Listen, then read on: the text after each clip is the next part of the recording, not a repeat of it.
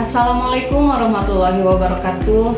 Perkenalkan, saya Anissa Nuryunia, mahasiswi STIA YPPT Prihatin Tasikmalaya, Program Ilmu Administrasi Negara semester 4. Kali ini saya akan mencoba merefleksikan resiko kegagalan program bantuan sosial.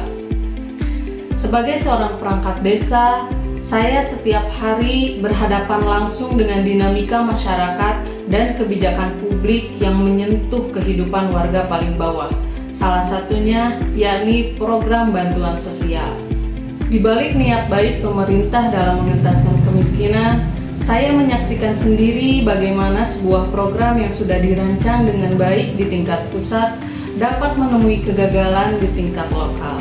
Isu resiko aktual yang paling krusial dan menjadi akar dari berbagai masalah lainnya adalah ketidakakuratan data penerima manfaat yang disebabkan oleh lemahnya proses verifikasi dan pembaruan data di tingkat desa.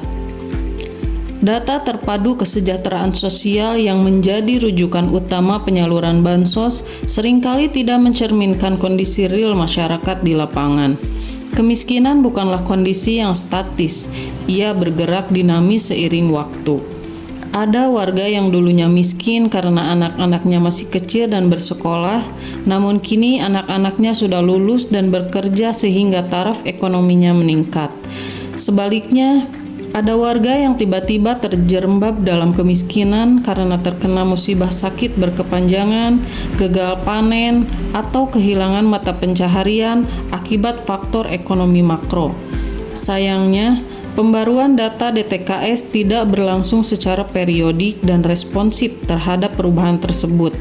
Akibatnya, daftar penerima bansos seringkali didominasi oleh nama-nama lama yang sudah tidak layak, sementara warga baru yang sangat membutuhkan justru tidak terakomodir.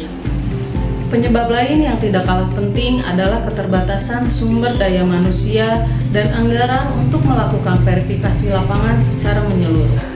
Untuk memverifikasi satu data warga, petugas harus turun langsung, melakukan wawancara mendalam, memeriksa kondisi fisik rumah, serta mengkonfirmasi informasi kepada tetangga dan tokoh masyarakat. Ketika satu desa memiliki ratusan calon penerima, beban kerja ini menjadi sangat berat. Waktu, tenaga, dan biaya yang tersedia tidak pernah cukup untuk melakukan verifikasi secara ideal. Akibatnya, proses verifikasi seringkali berlangsung cepat dan dangkal, sekadar formalitas administratif tanpa pemahaman yang utuh tentang kondisi sosial ekonomi warga.